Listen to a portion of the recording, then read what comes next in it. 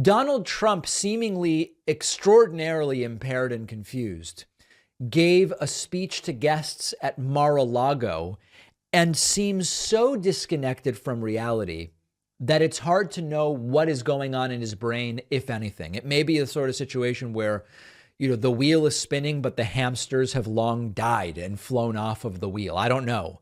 Here is Donald Trump claiming that Joe Biden convinced Vladimir Putin, the president of Russia, to invade the nation of Ukraine. What? When did that conversation even reportedly take place? Listen to Trump, and I apologize, the audio is not exactly perfect. Front of everyone's mind. The power is so destructive that we won't talk about it. I brought in professors during the debate.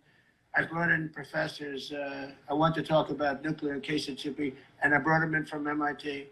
I said, how would you respond when we start talking about nuclear? They said, Sir, do the best you can to not talk about it.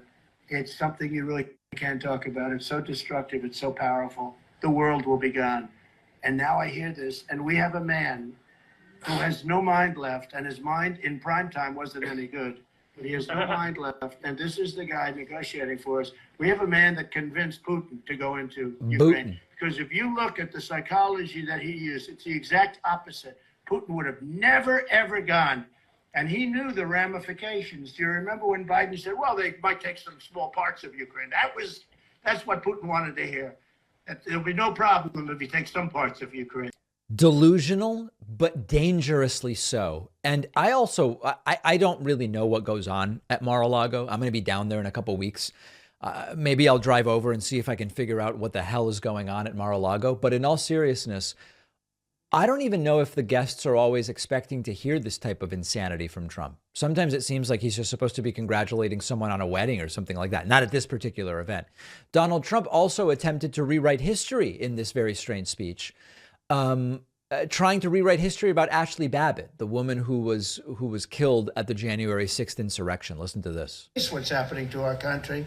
Ashley Babbitt's mother was arrested yesterday because she was protesting the death of her daughter being shot by a lunatic who's got a record of not so good. And then they try and protect him, and they do things, what they've done to that family. But they shot her. There was no reason. And then they arrested because the mother was in a group. And they arrested yesterday the mother of Ashley Babbitt. So she loses her daughter, and then on top of it, she gets arrested.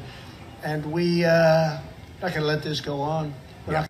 Now, shot by a lunatic, Ashley Babbitt did nothing wrong. I want to remind all of you, Ashley Babbitt was the 35-year-old Air Force veteran who was fatally shot while she was participating in the insurrection on January 6, 2021 in Washington, D.C.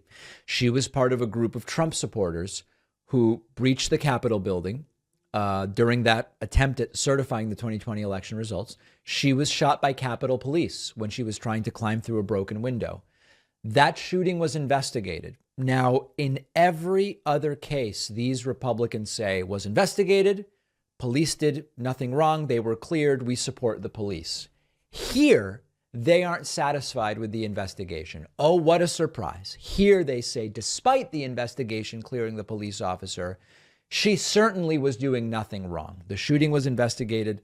The officer was cleared of any wrongdoing. I thought they supported the police.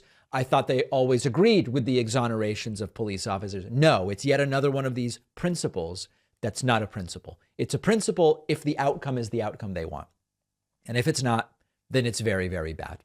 We're going to take a very quick break and be back with more right after this.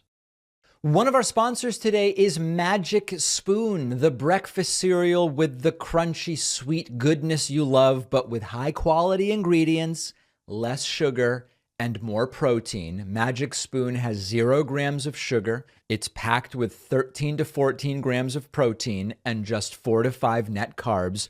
So it's great if you're doing keto or low carb, or if just like me, you're trying to limit your sugar intake. They have many unique flavors, so you'll never get bored. My personal favorite is maple waffle, but I grew up in New England, so maybe that's why maple, They also have cocoa, fruity, frosted peanut butter, blueberry muffin, honey nut, cookies and cream, cinnamon roll. Sometimes there's really just no substitute for sitting down with a nice bowl of cereal. Who doesn't love that? When the mood strikes, go for something more wholesome with plenty of protein and without all the sugar. If you don't love Magic Spoon as much as I do and our team does, Magic Spoon will refund all of your money, no questions asked. Simply go to magicspoon.com/Pacman. You can create a custom bundle and use the code Pacman for $5 off. The link is down below.